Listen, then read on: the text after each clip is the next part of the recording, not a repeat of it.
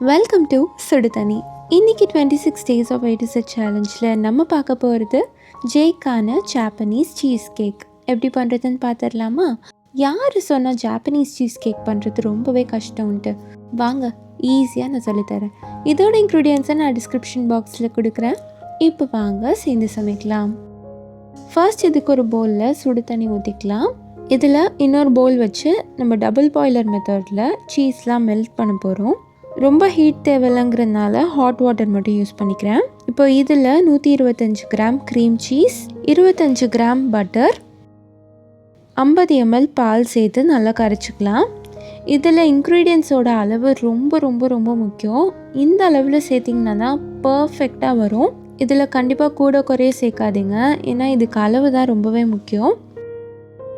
இந்த மாதிரி மிக்ஸ் பண்ணதுக்கப்புறமா இதில் 30 கிராம் மைதா, 10 கிராம் கார்ன்ஸ்டார்ச் சேர்த்துட்டு நல்லா சலிச்சுக்கலாம்.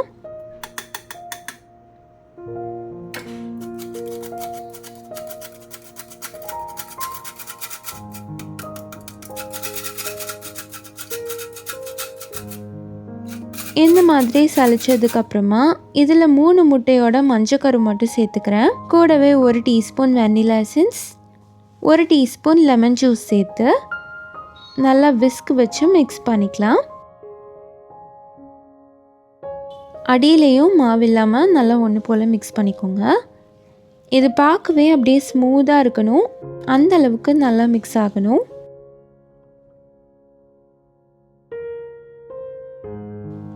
இப்போ பார்த்தீங்கன்னா இந்த பேட்டர் ரெடியாக இருக்குது. இது இருக்கட்டும். அடுத்து இன்னொரு பவுலில் அந்த 3 முட்டையோட வெள்ளைக்கரு சேர்த்துக்கலாம். இதை நல்லா பீட் பண்ண போகிறோம். ஒரு பீட்டர் வச்சு நல்லா பீட் பண்ணிக்கோங்க. ஹை ஸ்பீடில் வச்சு பீட் பண்ணிங்கன்னா ஒரு 5 நிமிஷத்துலேயே இது ரெடி ஆகிடும். இது கூடவே 60 கிராம் சர்க்கரை சேர்த்துக்கலாம். சர்க்கரையை கொஞ்சம் கொஞ்சமாக சேர்த்து அப்படியே பீட் பண்ணிகிட்டே இருங்க. என்னோடய சர்க்கரையில் கொஞ்சமாக வெனிலா எசன்ஸ் விழுந்துருச்சு, அதனால தான் அது ப்ரௌனாக இருக்குது, அதை கணக்காதீங்க. ஸோ நல்லா ஸ்டிஃப் பீக்ஸ் வர மாதிரி பீட் பண்ணிக்கலாம். நல்லா திக்காயிட்டே இருக்கு, இந்த மாதிரி இருக்கணும். மொத்தமாக எல்லா சர்க்கரையும் இதிலே சேர்த்துருங்க.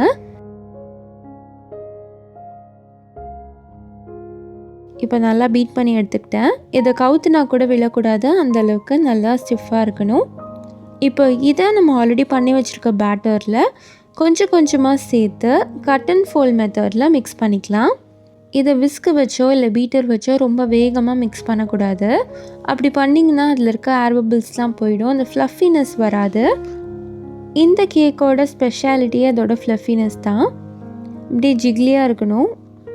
நல்லா இந்த மாதிரி ஒன்று போல் மிக்ஸ் பண்ணிக்கலாம். எக் ஒயிட்ஸ் எல்லாமே சேர்த்துக்கோங்க. எல்லாத்தையும் சேர்த்துட்டு நல்லா மிக்ஸ் பண்ணிக்கோங்க.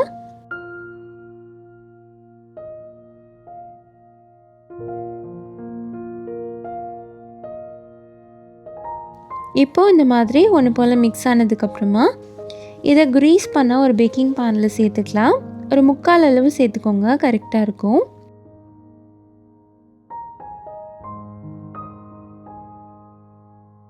ஃபுல்லாக சேர்த்துட்டு இது மேலே ஒரு டூத்பிக் வச்சு நம்ம லெவல் பண்ணிக்கலாம். இதை அப்படியே நம்ம பேக் பண்ண முடியாது, இதை ஒரு வாட்டர் பாத்தில் வைக்கணும். அப்போ தான் அந்த மாய்ஸ்சர் இருக்கும் அதில். ஸோ கீழே ஒரு ட்ரே வச்சு அதில் கொஞ்சமாக சுடு தண்ணி சேர்த்துக்கோங்க. இதை இப்போ நம்ம பேக் பண்ண போகிறோம். இதை 150 டிகிரிஸில் ப்ரீ ஹீட் பண்ண அவனில் 20 மினிட்ஸ் ஃபஸ்ட்டு பேக் பண்ணிக்கோங்க. அதுக்கப்புறமா 130 டிகிரிஸ்க்கு மாற்றிட்டு ஒரு 35 to 40 மினிட்ஸ் திருப்பி பேக் பண்ணிக்கோங்க. ஃபுல்லாக முடிச்சதுக்கப்புறமா உடனே எடுக்க வேணாம், கொஞ்ச நேரம் அதை அப்படியே ஆற விட்டுருங்க. ஆறினதுக்கப்புறமா இதை எடுத்திங்கன்னா பர்ஃபெக்டாக ரெடியாக இருக்கும். கொஞ்சம் கூட ஒட்டாமல் செம்ம சூப்பராக வந்திருக்கு. இதை அப்படியே ஆட்டினீங்கன்னா அப்படியே ஆடும். பயங்கர சாஃப்டான ஒரு கேக் இது. இது மேலே கொஞ்சமாக சுகர் பவுடர் டஸ்ட் பண்ணிக்கிறேன். இதை அப்படியே கட் பண்ணி சாப்பிட வேண்டியதான். இது வாயில் வச்சோடனே அப்படியே கரைஞ்சி போச்சு, அந்த அளவுக்கு ஒரு சாஃப்டான கேக் இது. இந்த கேக்லாம் சாப்பிட்றதுக்கு ஜப்பான் தான் போகணும் போல இருக்குன்னு நான் நினச்சிட்டு இருந்தேன். ஆனால் வீட்லேயே நம்ம ஈஸியாக பண்ணலாம். ஸோ நம்ம பண்ண அளவுக்கு இதே மாதிரி 2 கேக் வந்துச்சு. இதை சாப்பிட்டு பார்த்ததுக்கப்புறமா எனக்கு மெசேஜ் பண்ணுங்கள். ஸோ இந்த வீடியோ உங்களுக்கு பிடிச்சிருந்தா லைக் பண்ணுங்கள், சுடு தண்ணி சேனலை சப்ஸ்கிரைப் பண்ணுங்கள். தேங்க்யூ.